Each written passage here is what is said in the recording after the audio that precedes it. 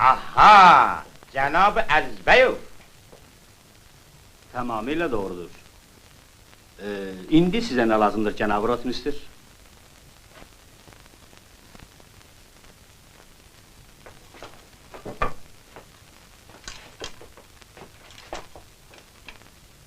Axı ben size dedim ki, adresi yanılmışsınız.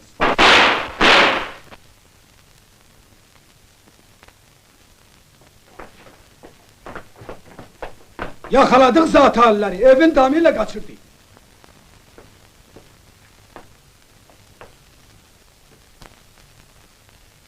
Sen kimsen? Adın nedir? Adım Bayram. Ne için dama dırmaşmıştın? Cevap ver!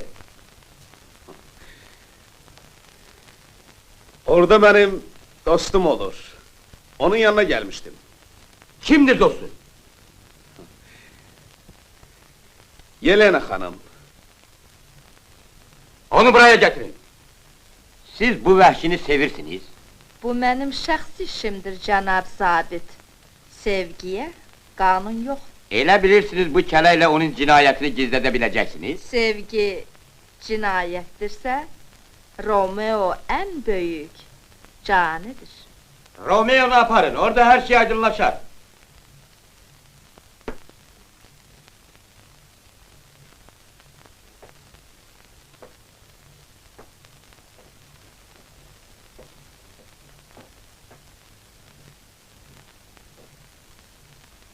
Cenab-ı Aziz Beyov, deyəsən axı sağ-salamet yaşamak size kısmet olmayacak. Buna heç də təəssüf etmirəm, Cenab-ı Rotmister.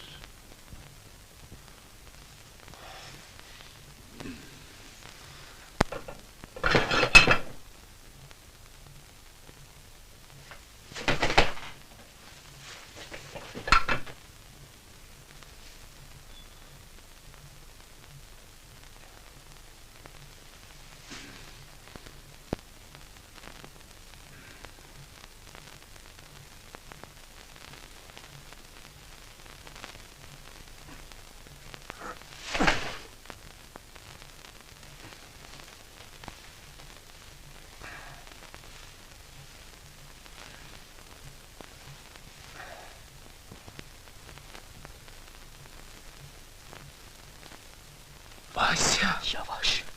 Sen beni tanımırsan.